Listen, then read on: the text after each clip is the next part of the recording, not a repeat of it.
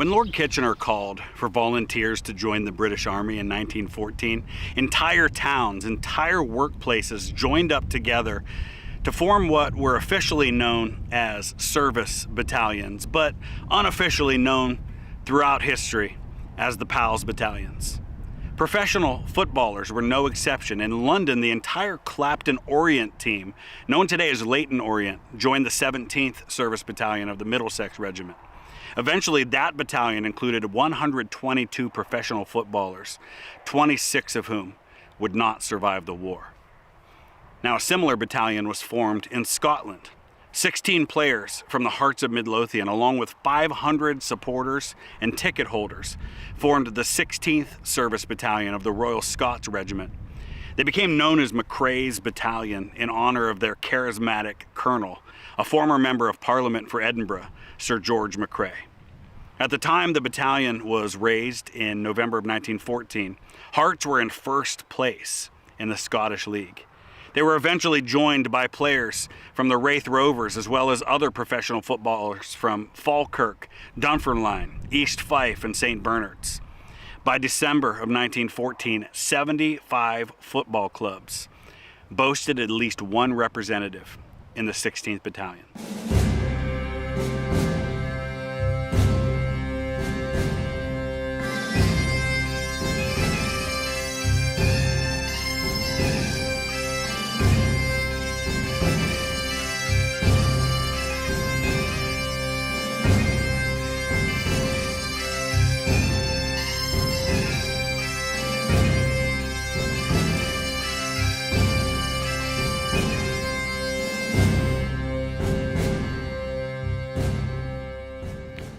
Once they were activated for service, the battalion was divided into 4 companies, A, B, C, and D. Most of the footballers ended up in Company C, with the other 3 companies being organized around men with similar trades or similar hometowns. In June of 1915, the battalion left Edinburgh to continue their training in Yorkshire, and it seemed as though the entire city turned out to see them off from Waverley Station. In September, they moved to Salisbury Plain, where they became part of the British 34th Division, under command of Major General Edward Charles Inglevill Williams, better known to all the men in the ranks as Inky Bill. On the 18th of December, the men were issued sun helmets along with baggy shorts and tropical equipment. It seemed as though they were headed for Egypt, where many of the other newly formed battalions had gone, but a week later their orders were changed. The men were headed to France.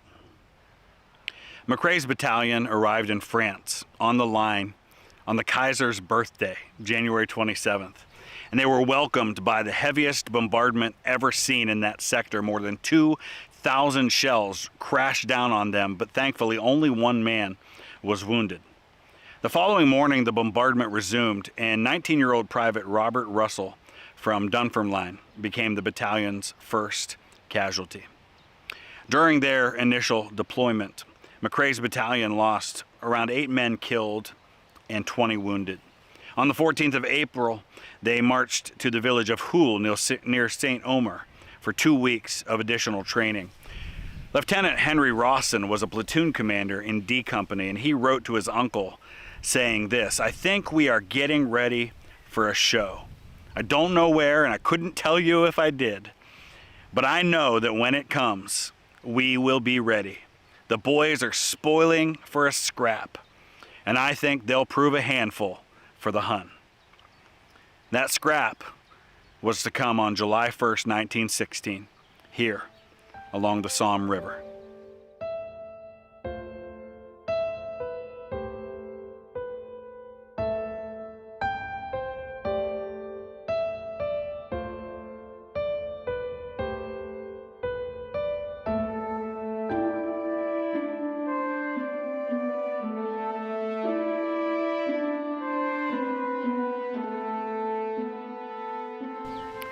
The 16th Royal Scots were to be a part of the 34th Division's attack on one of the most important sectors of the front, the German position at La Boiselle.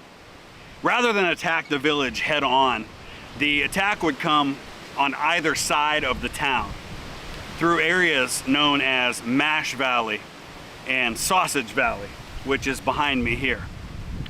At around 1/3 of a mile, the valleys were the widest section of no man's land anywhere on the Somme attack front. The 16th would follow behind the 15th Royal Scots and attack an area overlooking Sausage Valley known as the Scots Redoubt. In support of the attack, a hurricane bombardment consisting of 250,000 artillery shells rained down on the German frontline trenches along the front that morning.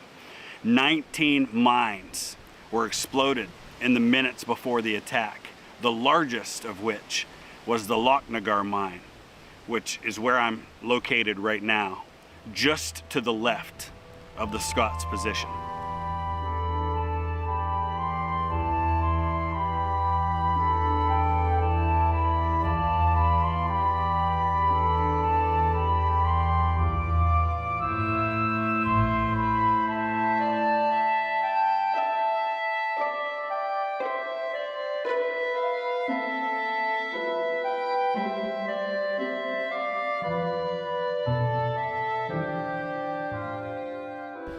So I'm standing right at the corner of the Gordon Dump Cemetery because I wanted to show you this breathtaking view that shows pretty much the entire area over which the men of the 101st Brigade attacked.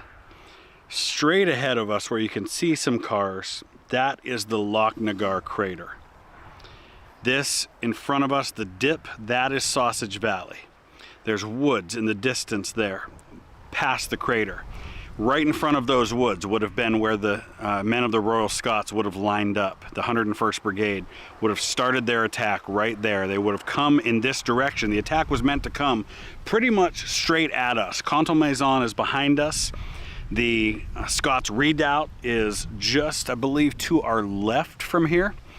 But somewhere between here and the Lochnagar crater, in that area, they would have been overwhelmed by machine gun fire, and they would have made a right turn over toward those trees in the distance there. And we'll show you what that looks like when we talk about that part. But such a magnificent view of the entire field of Sausage Valley. The 15th Royal Scots were the first to jump off. That was supposed to happen at 7:30, and then they were to begin crossing the 600 meters of no man's land between their position there and the German frontline position here. McCrae's battalion were right behind them. Things went wrong almost immediately after they took the German frontline trench. The 10th Lincolns, which were on their left and would have attacked directly toward the Lochnagar crater, waited an extra 5 minutes out of fear of being hit from falling debris from the crater. Now this subjected the Scots to a terrible flanking fire from German machine guns in the 2nd trench line. That caused them to veer. Instead of going straight through Sausage Valley here, they veered off to the right, and they ended up crossing into the 21st Division's sector over there.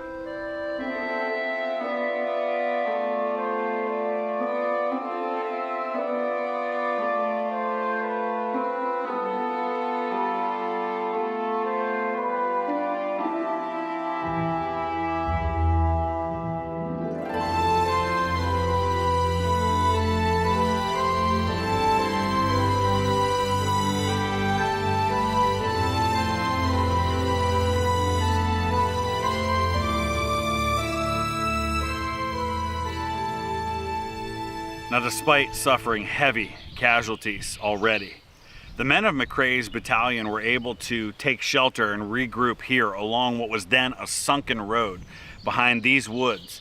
There's a little bit of a crest here, and these woods behind me are known as Shelter Wood. They offered some protection and shelter from the German strongpoints on the other side of this hill.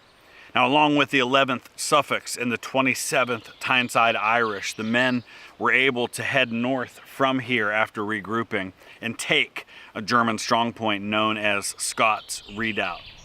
For the next 3 days, they held on to that redoubt, and that allowed them to help the British to hang on to some of the modest gains that they had made in the area here around La Boiselle.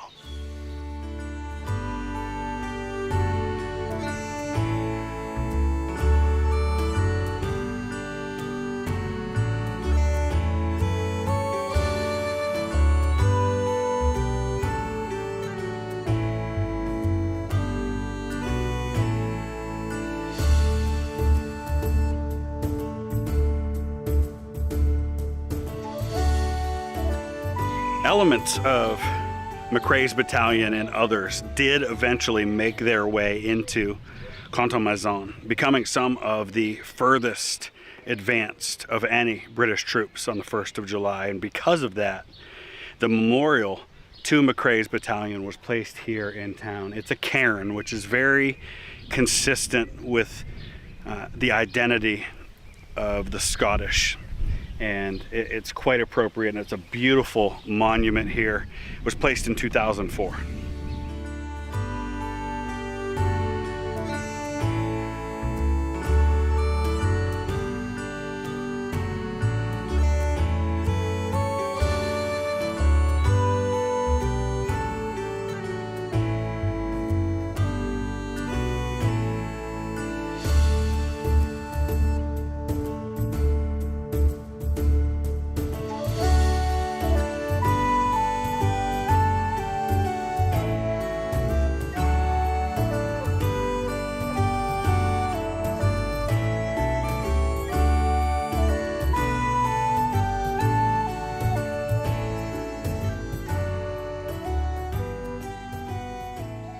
Now let's talk about casualties.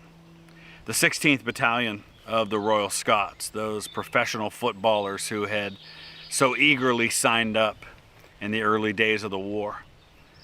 Well, they lost 12 officers and 573 men in this attack. Nearly 80% of the men who went over the top on July 1st.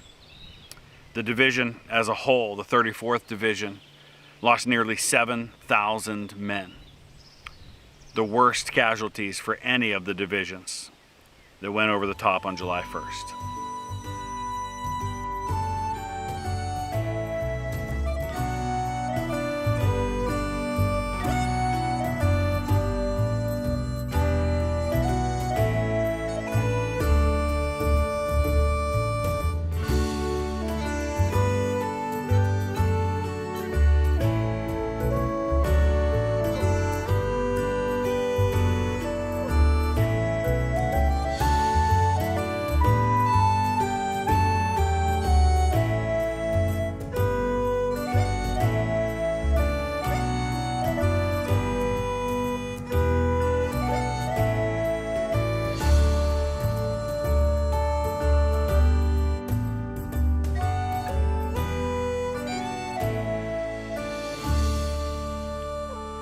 Most of the men of McCrae's battalion who died on the 1st of July have no known graves and are instead remembered on the tablets for the missing at Thiepval.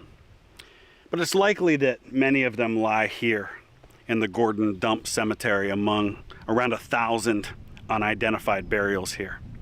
One of the 19 marked graves for men of the battalion belongs to Captain Lionel Coles. He was the company commander in charge of the footballers who fought here that day. Now, in a letter that he wrote in 1928, Colonel McCrae wrote about what happened here at the Somme. He said, "In the flames, I see the faces of my boys, so young and full of promise. The sorrow and pride are overwhelming. Sorrow at the loss and pride in the manner of their dying. They never flinched. Faced by a veritable storm of shot and shell, they marched toward the guns beside their friends. In remembering them, we must acknowledge our debt and find some way to justify our own lives, so that when we meet our comrades in that better place, we are able to say with a brave heart that we did not let them down."